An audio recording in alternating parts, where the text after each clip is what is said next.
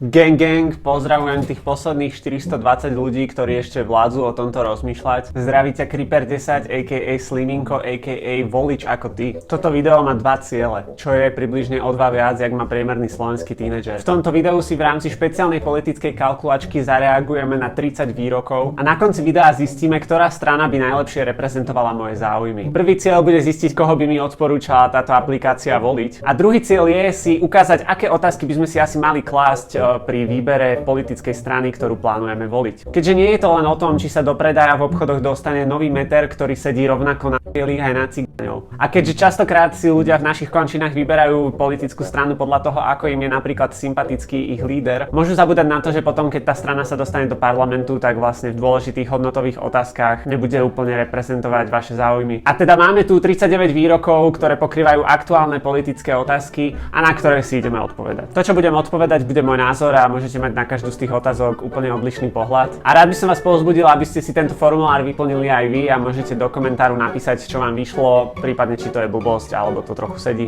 Hlavne sa nad tým zamyslím. V tomto tričku však môžeš zostať apolitický. Tento biely dar v podobe dripu bude online ešte chvíľku. Každopádne objednávku by som neodkladal. Ďakujeme všetkým ľuďom za podporu, ideme ďalej. OK, poďme na to. Liberalizmus. Hneď prvé slovo nás dostáva do kolien. Toto je iba nafingované európskymi úradníkmi a vždycky vám vyjde PSko. Liberalizmus vo význame sústava názorov snažiacich sa presadiť slobodu a práva jednotlivca a myšlienku pokroku predstavuje ohrozenie pre Slovensko. Nemám názor. Nejsom politolog. Nemám názor na to, že či cením ľudské práva. Úplne nesúhlasím, bracho. Že doteraz si bol fajn, ale úplne nesúhlasím. Slovensko potrebuje lídra podobného Viktorovi Orbánovi v Maďarsku. Áno, možno vás priťahuje tá sila, s ktorou sa dokáže pretlačiť každé správne rozhodnutie pre smerovanie krajiny. Avšak história nás učí, že nemali by sme môcť veriť starým tučným podnikateľom. Skôr nesúhlasím a myslím si, že skôr Maďarsko je dolné Slovensko. Toto je ten Marek Mach, ktorého ste si zvolili? Financovanie mimovládnych organizácií by malo podliehať väčšej kontrole zo strany štátu. Budem úprimný, netuším, aká kontrola prebieha momentálne. Avšak myslím si, že je to vec, ktorá by sa určite mala kontrolovať, ale nie na úkor toho, že sa opäť ďalšie procesy iba predĺžia a budeme musieť mať iba viacej úradníkov, ktorí budú podpisovať viacej papierov a činnosť, ktorú majú mimovládne organizácie vykonávať pre štát, sa nakoniec ani nerealizuje. Takže asi ani za mňa. Daň z nehnuteľnosti by sa mala zvýšiť s cieľom znížiť zdanenie práce. Ľudia, ktorí už v tomto štáte zarobili nejaké peniaze, vedia, že dosť veľkú časť z nich chce tento štát. Závisí samozrejme od toho, akou prácou získaš tieto peniaze, podľa toho sa na ne uplatní nejaká sadzba percentuálna, ktorú odvádzaš štátu. Avšak aj keď v iných krajinách majú tiež vysoké dane a všeobecne odvody z toho, čo ľudia zarábajú, u nás na Slovensku je to predsa len trošku nad priemerom Európskej únie. A keď si k tomu prirovnáme to, že ľudia tu vlastne nezarábajú až tak veľa, tak je to asi niečo, s čím by sa možno malo niečo urobiť. Závisí od toho, pri akých všetkých príležitostiach sa platí daň z nehnuteľnosti, ale určite to budú príležitosti minimálne pri predaji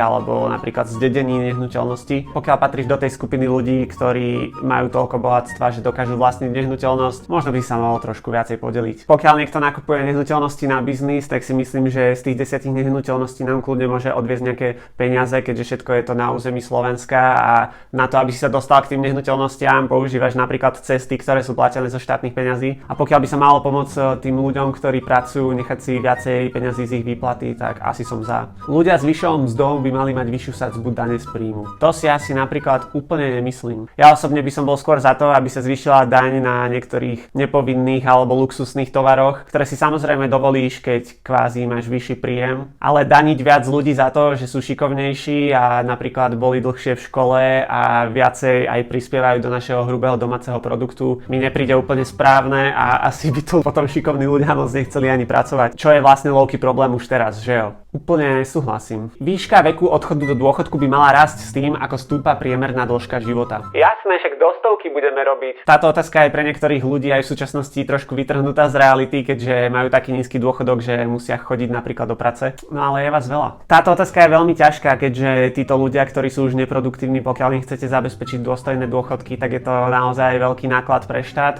a tým, že zdravotníctvo sa zlepšuje, nevravím to slovenské, ale vo všeobecnosti po stovkách rokov. Ľudia sa logicky dožívajú dlhšie a tým pádom sú aj dlhší čas na dôchodku a dlhší čas sú pre štát finančná záťaž. Ani súhlasím, ani nesúhlasím, ale pokiaľ niekto bude mať teda odvahu na to zvýšiť ten dôchodkový vek, tak si myslím, že to, že stúpa priemerná dĺžka života, je celkom v pohode akceptovateľná výhovorka. Makajte hard a môžete ísť na dôchodok v 40. Nestarať sa o svoj život, nezaujímať sa o dianie okolo seba a potom nadávať na štát za to, že nás nezabezpečí, je také, víš aké. V systéme zdravotnej starostlivosti by sa mal klásť väčší dôraz na osobnú zodpovednosť jednotlivca. Áno, pri prípadoch, kedy niekoho vyoperujú zlé oko alebo zlú nohu a príde tým pádom o celú funkciu týchto orgánov, si myslím, že by to nemalo trvať roky a nemalo by to byť otázne, že či za to ten lekár poniesie zodpovednosť. Ale tiež asi to není také jednoduché, že túto to dáme, ty to tam nakreslí, hneď režem a asi sú tam aj nejaké procesy v rámci nemocníc, ktoré vlastne umožnia, že takéto faily sa môžu stať a možno toto by sa malo skôr nejako prenastaviť. Pokiaľ nie je v pracovnom poriadku nemocnice napísané, že double checkni si, či režeš správnu nohu, tak ťažko povedať. Zisky bank a veľkých korporácií by sa mali zdaňovať prísnejšie. Ten Jánošik vnútri vás hovorí, že áno, lenže máme tu potom aj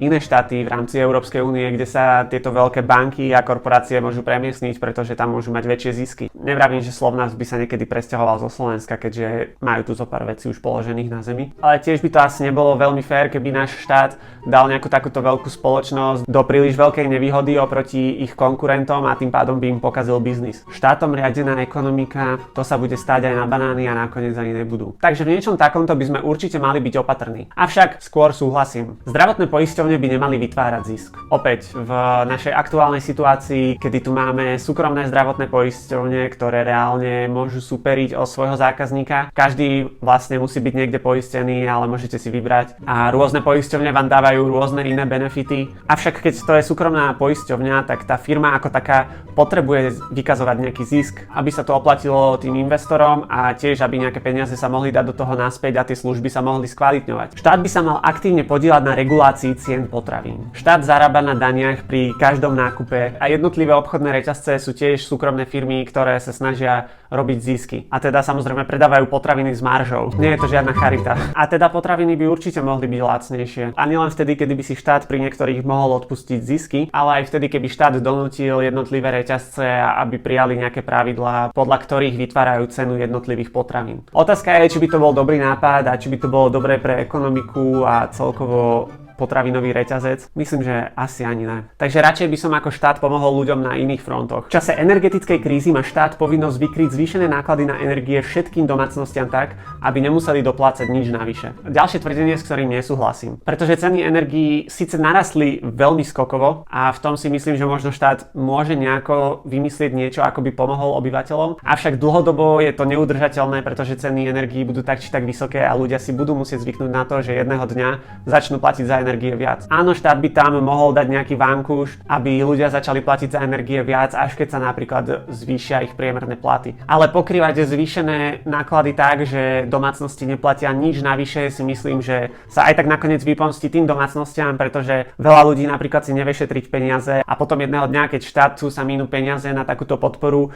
im narastú ceny za energie dvojnásobne, trojnásobne, tak veľa ľudí to dá do existenčnej krízy. A myslím si, že toto je o mnoho citlivejšie ako to, že keď si niekto zoberie napríklad hypotéku, ktorú potom nemôže kvôli zvýšeným úrokom splácať. Pokiaľ si bereš hypotéku, myslím si, že by si sa ty mal pozerať na to 20-30 ročné obdobie, na ktoré si ju bereš a vyhodnotil nejakú ekonomickú situáciu. Avšak ceny energie neovplyvňujú moc občania a potrebuje ich každý, kto sa snaží žiť. Takže to nie je moc o tom, že teraz sa niekto rozhodol špeciálne, že si bude kúriť cez zimu. Štát by mal adresne pomôcť ľuďom, ktorí majú problém splácať hypotekárne úvery. Aha, teraz som to povedal, ale všetky zariadenia nás počúvajú. Adresne by som asi pomáhal naozaj iba ľuďom, ktorí sa dostali do nejakej zlej situácie po tom, čo si už tú hypotéku zobrali, ale stále skôr s týmto nesúhlasím, pretože aj si myslím, že trošku takáto pomoc podnecuje aj viac náladu v spoločnosti, že vlastne Však štát ma zachráni. V záujme rovnomernejšieho regionálneho rozvoja by sa chudobnejším regiónom na Slovensku malo pomôcť na úkor bohatších. S týmto tvrdením skôr, ak nie úplne súhlasím. Bohatšie regióny majú aj viacej vyvinuté biznisy, ktoré vytvárajú pracovné pozície a vlastne obohacujú ten kraj. A pokiaľ nechceme, aby 95%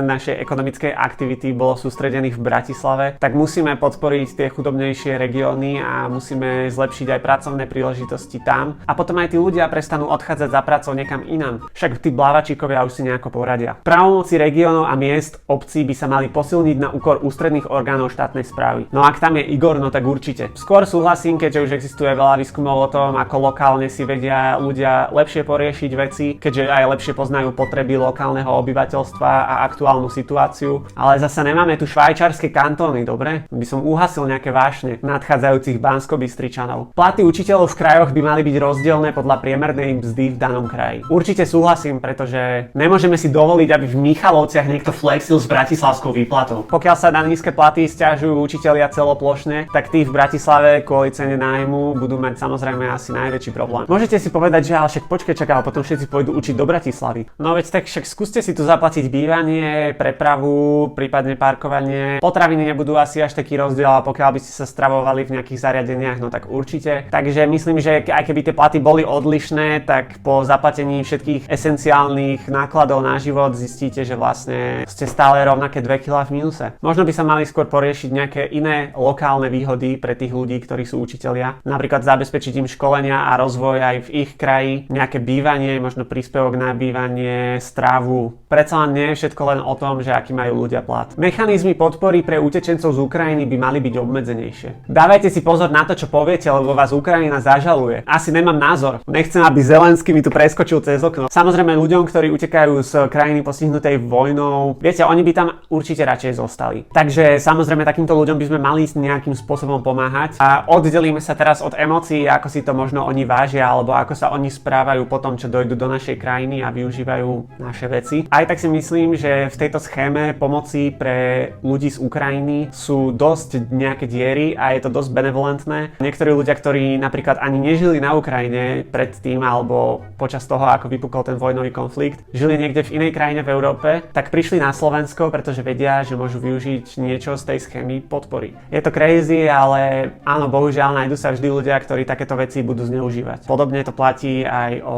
imigrantoch, ktorí prišli na naše územie nelegálne, ktorí sa momentálne dosť riešia. Lebo vieme tu dávať hocikomu, kto dojde a hovorí po ukrajinsky alebo rusky, zadarmo potraviny a platiť mu nájom, ale pre ukrajinské deti, ktoré naozaj utekli pred vojnou a potrebujú ďalej pokračovať vo svojom vzdelaní, nevieme doteraz na Slovensku otvoriť ani že jednu triedu, takže namiesto obmedzenejšie by som možno povedal adresnejšie. Ale viete, nejsom všade ja, takže ťažko to takto riešiť cez video. Paragraf 363 trestného poriadku by mal byť značne obmedzený. Paragraf umožňuje generálnemu prokurátorovi zrušiť právoplatné rozhodnutie. Mladým liberálom to môže prísť jasné, avšak existencia niečoho takéhoto, keď to bolo myslené na začiatku dobre, má nejaké svoje dôvody. Bohužiaľ, pokiaľ to bude mať vždycky v rukách nejaká jedna osoba vo vzťahu, ku ktorej sú všetci jej kolegovia podriadení a takéto rozhodnutie môže urobiť bez nejakého väčšieho vysvetlenia, určite môžeme povedať, že sa to môže zneužívať. A určite není ani úplne scestné tvrdiť, že už sa to niekedy zneužilo. Plagiátori nemajú zastávať verejné funkcie. Je to totálny výsmech všetkých vzdelaných ľudí, že niekto si píše predmeno, titul a hovorí, že tú školu absolvoval, keď škola, na ktorú chodil, je nejaká súkromná škola, ktorá vznikla 2 dní predtým, jak on tam išiel chodiť a vlastne 90% jeho práce je zhodnej s nejakými inými. Myslím, že reálne ľudia, ktorí sú usvedčení z plagiátorstva, by sa mali zdať svojho titulu. Nevravím, že by sa mali zdať svoje funkcie, ale častokrát vykonávajú funkciu, na ktorú potrebujete vysokoškolské vzdelanie. Takže vieš, keby si zaplatíš aspoň súkromnú v nejakom inom štáte, tam možno by sa na teba aspoň nalepilo zo sveta niečo, ale Braško v Skalici. Vyšetrovania a trestné stíhania bývalých vysokých funkcionárov začatých po roku 2020 sú dôležité pre očistú spoločnosti.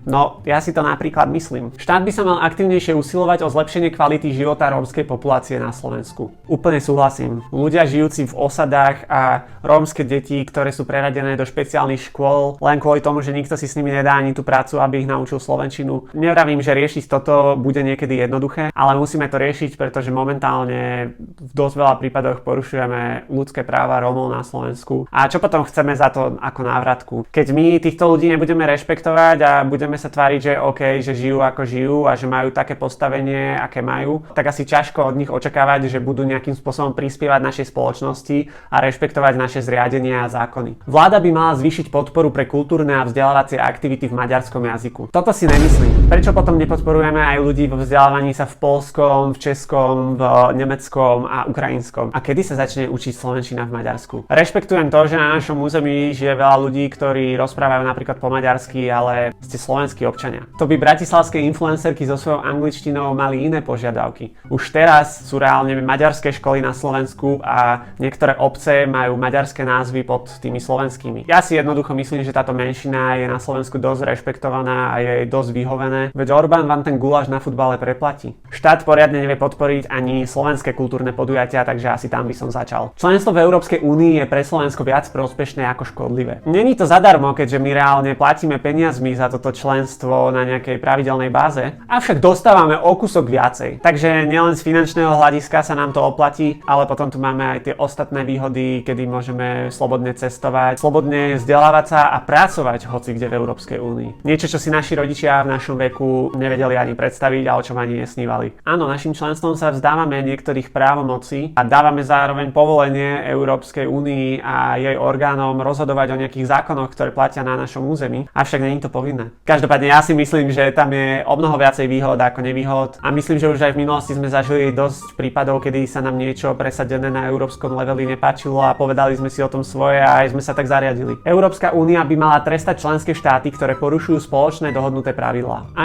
Pokiaľ sa to spoločne dohodlo, všetci predstavitelia štátov v Európskej únii majú právo vyjadriť svoj nesúhlas v akomkoľvek bode diskusie. Takže pokiaľ sa niečo spoločne dohodne a potom sa to cieľne nesplní, myslím si, že by sa to malo trestať. Keďže sa všetci skladáme na to a snažíme sa, aby to fungovalo skupinovo. Európska únia by sa mala zdať zásady jednomyseľnosti členských štátov pri rozhodovaní o zahraničnej politike. Aj keď jednoduchá, ale dosť kritická otázka. Pretože pokiaľ by si tu každý štát rozvíjal vlastnú zahraničnú politiku, myslím, že by to bola otázka času, kedy by sa napríklad do konfliktu dostali aj samotné členské štáty. Takže z tohto hľadiska si určite myslím, že je rozumnejšie postupovať jednotne a tiež tam nevidím v tom zábranu, aby nejaké štáty, ktoré si myslia, že tie ostatné štáty vidia tú vec zle, mohli prehovoriť a presvedčiť tých ostatných. Všetko je to politika. Členstvo v NATO je pre Slovensko viac prospešné ako škodlivé. Neviem, prečo by si niekto myslel, že je to škodlivé. A momentálne tu máme nedaleko našich hraníc hrozbu, proti ktorej stále nie je vylúčené, že sa jedného dňa budeme musieť ozbrojene brániť. Pokiaľ západné štáty budú podporovať Ukrajinu, no tak Rusko nevyhrá. Ale čo keď Ukrajincom prepne? Mali by sme byť pripravení na hoci čo. A vybudovať si fungujúcu vybavenú armádu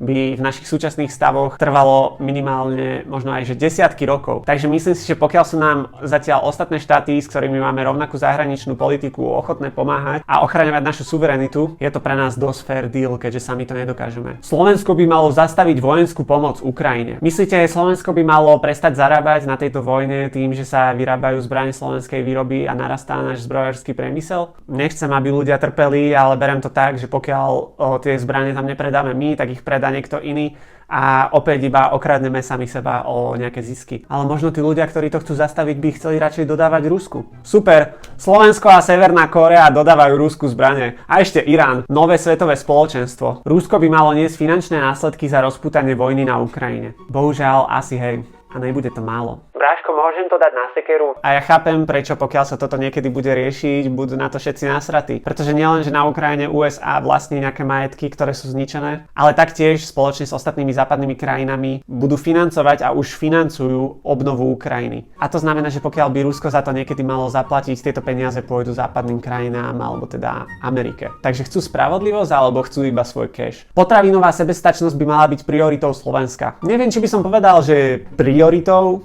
ale v top 10 už len kvôli tomu, že máme úrodnú pôdu, čistú vodu a skvelé podnebie na pestovanie veľmi veľa základných potravín. Už aj v mojich minulých videách som bol určite hejter toho, že ako si kupujeme ovocie a zeleninu z krajín, ktoré sú vzdialené tisícky kilometrov od nás, pritom si tieto plodiny vieme dopestovať aj tu. Táto situácia nie je jednoduchá, to prečo to farmári nepestujú tu, od niečoho závisí, konkrétne od toho aj, že to nevedia vypestovať tak lacno, ako to vie niekto vypestovať v v krajine tisícky kilometrov odtiaľto a ešte to aj sem doručiť. Takže tam by sa určite hodila nejaká pomoc od štátu. Rusko je agresorom vo vojne na Ukrajine. Treba povedať ale, že vzťahy medzi Ruskom a Ukrajinou nie sú úplne čierno-biele, avšak jednoznačne tu vieme povedať, že Rusko je agresor a Rusko napadlo Ukrajinu. Rusko má svojich vojakov na území Ukrajiny. Rusko tuto nerešpektuje medzinárodné právo, takže to není fér. Je nerozumné požadovať, aby Slovensko vynakladalo 2% HDP na obranu. Aj keď sme súčasťou NATO a vojenskú podporu dostávame od iných štátov, ktoré majú vyvinutejšie armády, ako mne sa vojaci páčia. Nevadí, že máme rozpadnuté nemocnice a školy. No, keby predáme viacej Zuzán, ja by som bol, že nech sa to naleje do toho. Ale áno, asi je potom na mieste radšej posilniť nejaké iné silové zložky štátu. Keďže nie sme krajina v strede Afriky, predsa len ale v strede Európy. Znižovanie rozdielov v odmeňovaní žien a mužov na Slovensku si vyžaduje zásah štátu. Nemám úplne údaje o tejto problematike. Určite tu zažívajú ženy určitú diskrimináciu, ale neviem, či sa to dá tak jednoducho povedať, že je to iba o tom, že žena a muž na tej istej pozícii zarábajú rozdielne. A skôr je problém, že napríklad na nejakú vyššiu pozíciu sa má skôr šancu dostať muž ako žena kvôli tomu, že sú tam nejaké predsudky. A ťažko povedať, či dokáže v tomto štát niečo zmeniť. Vieme vzdelávať našu populáciu, ale vieme do toho nejak systémovo zasiahnuť. Mohli by byť povinné kvóty, že 50% manažérov vo všetkých štátnych podnikoch musia byť ženy. Ale sú už aj štúdie, ktoré hovoria o tom, že to neprináša veľmi dobré výsledky, keď sa stanoví napríklad takáto kvóta. Pretože to napríklad môže spôsobiť to, že potom z niektorého pohlavia sa tam kvôli tomu, že sa musia naplniť počty, dostanú aj slabší ľudia. A naopak, pokiaľ z druhého pohlavia by bolo viacej kvalitných ľudí, no tak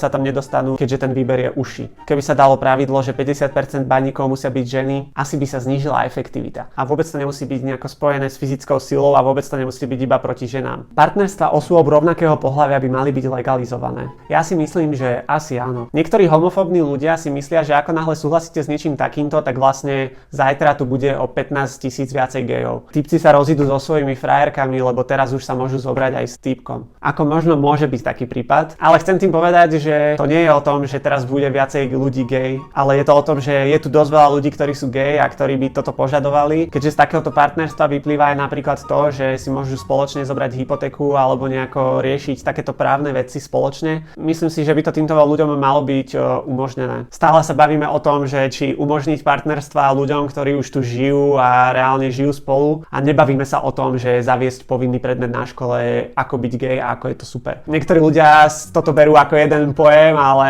pre mňa sú to veľmi dve odlišné otázky. Užívanie marihuany na osobné účely by malo byť dekriminalizované. Opäť argument, že teraz všetci mladí začnú huliť, je úplne scestný. Jediné, aké číslo sa môže zmeniť, je to, koľka tým mladým ľuďom to pokazilo život, že máme také prísne zákony ohľadom tejto rastliny v našom štáte. Ľudia, čo to chcú robiť, to budú robiť, či to je legálne alebo nie. A tiež si myslím, že kapacity orgánov nášho štátu by sa mali radšej investovať do niečoho zmysluplnejšieho, ako naháňať tínedžerov za to, že fajčia gas. A tiež, keď marihuana nebude tak strašne moc kriminalizovaná, no tak si ju nebude vaše dieťa kupovať od toho istého dílera, ktorý predáva aj kokain. A pokiaľ by sa tráva niekedy dekriminalizovala, tak by to samozrejme pripravilo pôdu na legalizáciu. A pôda musí byť pripravená dobre. A legalizácia niečoho takéhoto by nám vytvorila zisky do štátneho rozpočtu a pracovné miesta, ktoré si myslím, že by vedeli byť veľmi zaujímavé pre našu ekonomiku. Podľa mňa nie je správne ničiť život ľuďom za to, že hulia, skôr by sa im malo pomôcť a pristupovať k ich závislosti z lekárskeho pohľadu, keďže áno, na marihuane môžete byť závislí.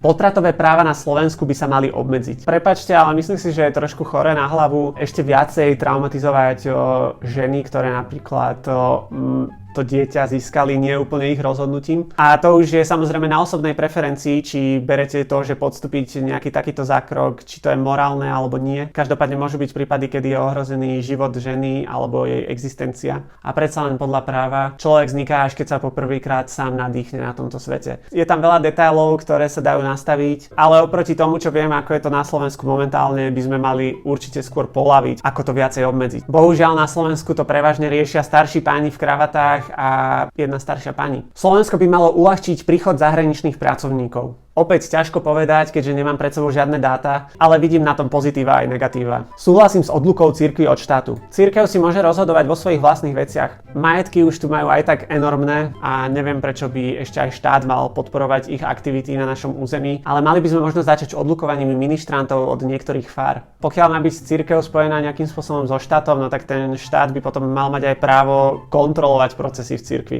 Takže ukážte faktúrky a malých bereme na výsluch. Zákaz výroby nových aut so spaľovacím motorom po roku 2035 je správnym krokom. To ukáže až čas. Na jednej strane áno, bolo by pekné, keby mali ľudia na výber, avšak toto je taký cieľ, ktorý nemusí sa splniť presne v tom roku, ale je dôležité vyslať takýto impuls do automobilového priemyslu, aby sa na to pripravili. Vyše 10 rokov je veľmi dlhá doba na to, ako sa môže pretransformovať celé prostredie, v ktorom žijeme, takže nemusíte sa báť, že by elektromobily boli drahé alebo by ste sa nemali kde nabiť. Myslím si, že je to asi fakt otázka toho, že ako majú ľudia preferenciu. A je to také, no, zakažú sa aj lietadlá, nezakážu. A elektrické lietadlá ešte veľmi dlho nebudú. Tým, že sa zakažú spaľovacie autá, sa neukrojí až tak z emisí, ale tak či tak asi to bude tak, že elektrické autá budú jednoducho výhodnejšie. A zmenší sa tak aj o kúsok podiel ropného priemyslu na celom fungovaní spoločnosti. Takže môže to mať dobré následky. Riešenie zmeny klímy má vyššiu prioritu ako dosiahnutie vyššieho hospodárskeho rastu. Myslím si, že pre krajinu ako Slovensko toto určite neplatí, keďže my nedokážeme mať až taký vplyv na to, ako sa vyvíja celosvetová klíma a mali by sme sa možno trošku starať viac o seba pri tomto. Samozrejme nie na úkor zelených investícií, ale máme napríklad aj celkom dobrý energetický mix na Slovensku. Obnoviteľné zdroje energie, napríklad slnečná alebo veterná, by sa mali podporovať, aj keby to znamenalo vyššie náklady na energiu. Určite z obnoviteľnými zdrojmi je tam tá návratnosť po niekoľkých rokoch a nemusíte riešiť žiadne palivo, ktoré by ste potrebovali na proces vyrábania energie. Avšak byť závislý iba na obnoviteľných zdrojoch energie nie je moc praktické a pokiaľ by tá energia mala byť o moc drahšia, môžeme naraziť na problém, že si ju nebudú chcieť ľudia kupovať. Nesmieme im dať na výber. Myslím si, že napríklad tento rozdiel by mohol zo začiatku financovať štát, pretože ten rozdiel by sa časom stratil a ceny energie by sa vyrovnali. OK, máme tu výsledky. Pohlavie preferujem neuvádzať. Keby sa náhodou dovolia tie vrtuľníky. OK. Demokrati. No, to, koho bude voliť, si nechám pre seba. Ako môžete vidieť, žiadna strana tu nemá ani nad 80% prekrytia s mojimi postojmi. Z toho si môžeme implikovať, že nech budeš voliť hoci ako, asi nebudeš vždy spokojný. Každopádne určite je lepšie to tam hodiť niekomu, kto predstavuje aspoň nejaké tvoje záujmy, ako nehodiť to tam vôbec. Veď akú šancu máte vyhrať na automate a koľko ste tam toho nahádzali. Ďakujem vám za pozornosť a voľte zodpovedne.